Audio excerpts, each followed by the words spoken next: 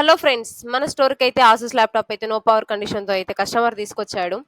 ఈ ల్యాప్‌టాప్ అయితే టెక్నీషియన్ తీసుకొని ప్రాబ్లమ్ అయితే ఫైండ్ ఔట్ చేశారు.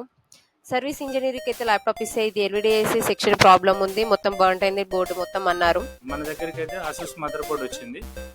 దాని బోర్డ్ ఏంటంటే ఎస్బి సెక్షన్ ఒకటి షార్ట్ ఉంది, అదొకటి క్లియర్ అయిపోయింది.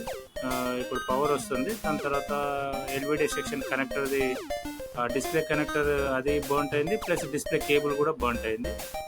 అవి రెండు కూడా మనము డిస్ప్లే కేబుల్ మార్చాము, కనెక్టర్ కూడా న్యూ కనెక్టర్ వేసాము.